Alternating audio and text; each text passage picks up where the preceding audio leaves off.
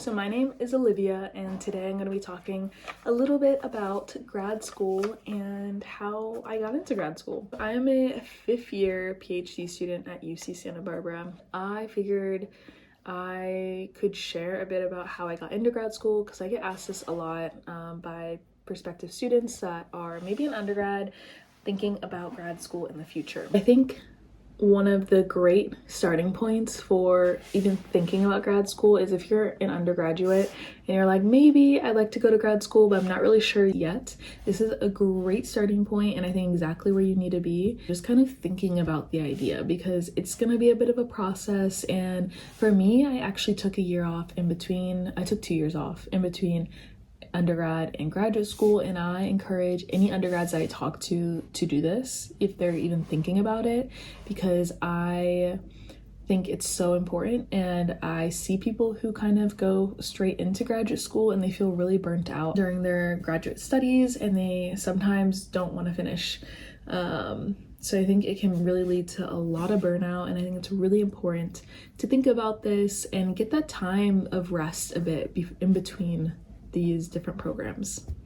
And if you're not an undergrad and you're thinking about grad school, I mean, great. That we know that people start really anytime in all ages for grad school. But you do want to be thinking about a year out.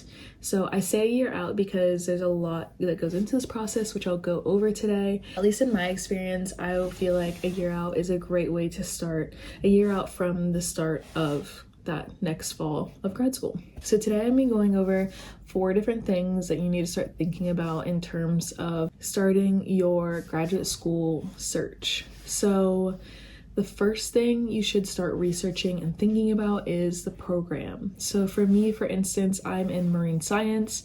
I study coral reef ecology. I thought there'd be probably not that many programs, but there was a lot to look through.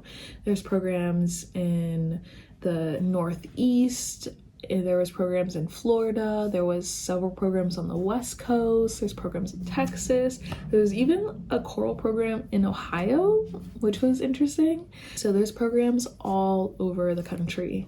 And depending on what you want to do, I would say marine science is probably a very limiting discipline, which I was surprised.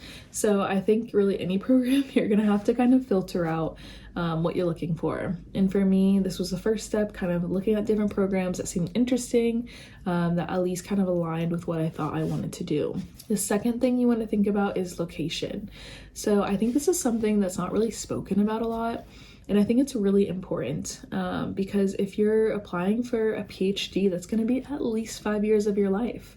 Where do you want to live? Are you good to be in a city for 5+ years? Are you good to be away from family?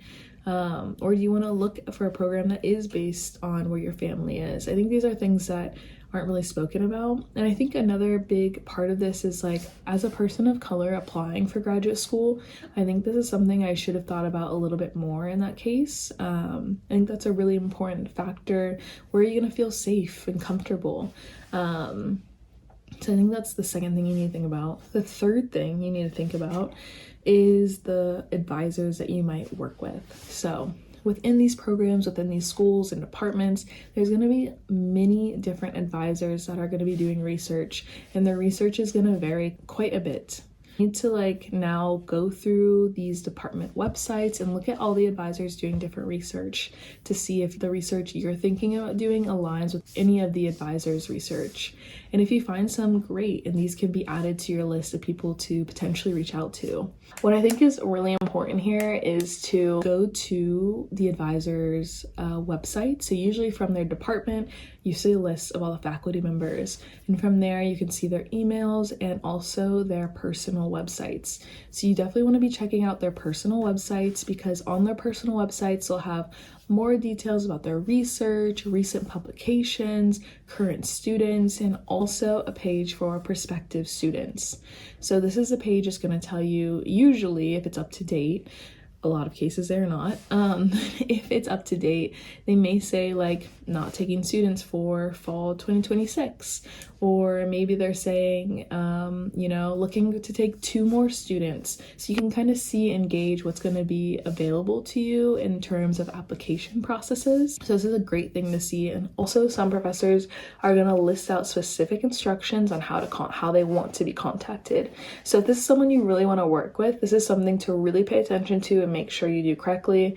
I would say this is a really rare case. Like most people, you just cold email. But again, this was 5 years ago, so things have changed, and that could be something that, you know, more professors or advisors are doing. They might say like, you know, put this in the subject line so I make sure to see it. So I think sometimes there's some details in there that you want to check out. So definitely go to their page, their website, and see kind of what's going on. We'll kind of circle back to this, but you'll want to eventually come back to their websites, because say it's someone that you're in contact with, you're thinking of applying to the lab after you've kind of gone through this whole process. The next thing you want to do is talk to their grad students. This is going to be such an important step in deciding who you want to work with for your PhD, because you're going to be writing a dissertation that's going to take a lot of time, like I said, 5+ years. And these relationships with your advisors don't end there. They're lifelong relationships normally. Really good ones are, at least. And sometimes you're gonna spend time with them outside of work. Sometimes they invite you to have dinners with their family. Sometimes you do lab events together. You might all go out to dinner or grab a drink or coffee or something. So it's really important that you make sure you reach out to current grad students to understand if you would vibe with this person as an advisor. Many advisors are really hands-on, where they are maybe really watching your research and working with you day to day. And there's a lot of advisors that are hands-off as well, that are gonna allow you to be a lot more independent. So based on how you are as a person, this might help shape who you decide to work with as well. Okay, the 4th thing I'm going to talk about today briefly is funding. Funding I could talk about for a long time. Funding is such a big part of grad school. It's this weird thing that no one like really explains to you, but like you're also supposed to know about it and understand how it works and figure out your funding for something that costs tens of thousands of dollars. Like, it's kind of crazy. But the first thing that I will recommend funding wise is if you're interested in science, maybe like tech, there's a few other bases it covers. Maybe it's all. Okay, first thing I recommend for funding, again, coming from life science, I applied for the NSF Graduate Research Fellowship Program, which is a big funding source for graduate students for master's or PhD. Definitely something to look into. It's a huge program. The rules are changing with the current administration, but you can still apply going into grad school. I believe something that has changed is you can no longer apply after your first year. So it was open to students after their first year to apply and try to apply again. But this is no longer the case, I believe. This could change. Hopefully it changes back. Because this is such a great funding source and it really funds a student. This is like the most flexible funding you'll be able to find. Like, if you got this funding, went to a school, changed schools, like the next year, you would still have this funding. It follows you, it funds you, like it is so flexible and so great. So if you're interested in grad school, I would definitely start thinking about this, because the deadline is going to be, I believe the deadline was maybe before I even applied to the school itself, because school deadlines can vary from, you know, December, I think, maybe even early as November into the spring, or NSF, they have a deadline. I want to say it's in the winter time. So this is really important, and maybe it's the end of November actually. So this is definitely something to really be thinking about, because this is outside the school application. But this is also great to show as you cold email these professors, which I think I'll get into a little bit in another video about how to do this. But as you talk to these professors, you might want to mention that you're working on the NSF. And this is a great way to kind of see if there's any advisors that would be willing to work with you on the NSF and collaborate. So that's a big deal and something that you really want to look for. There's also funding opportunities through schools. So sometimes when you just apply to a school for graduate school, they'll put you up for different opportunities within your application. There's also going to be different funding opportunities that you'll have to apply to again, like yourself, but maybe at that school or at that program.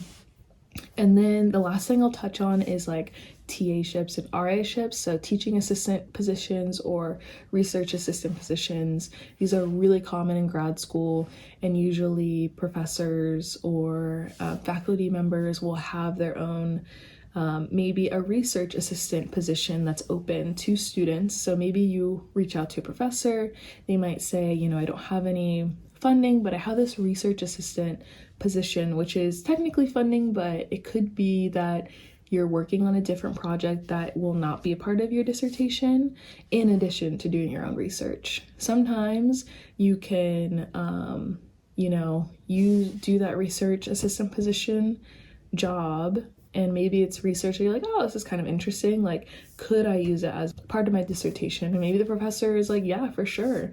But it then, kind of dictates what you're researching. And doesn't give you that full freedom of what you want to do. So it can depend on like the things you're really interested in, opportunities that come up. Of course, like there's teaching assistant jobs where you're going to be teaching a class. So you're going to be doing another job in addition to your research. These are all different opportunities that you could get and things to think about when you're looking for funding, because funding can be hard to come by. So it is something that you might just have to do. And usually most grad students always teach at some point or do a research assistantship at some point. So it's pretty much the norm, at least for, again, natural sciences, ecology, and that field. But yeah, I could keep going on about this, but I think I'll just stop here for now. I do want to end this also by saying that, like, if you're applying for natural sciences, do not pay for your PhD. That is a really rare thing. I don't even know if I've ever heard of anyone doing this, but there's just too many opportunities out there that you do not need to be doing this. So I just wanted to make that a point in case that was a question for anyone. Thanks again for tuning in. And if you have any other questions or want me to go over anything else specifically, let me know in the comments. But yeah, I hope to see you again soon.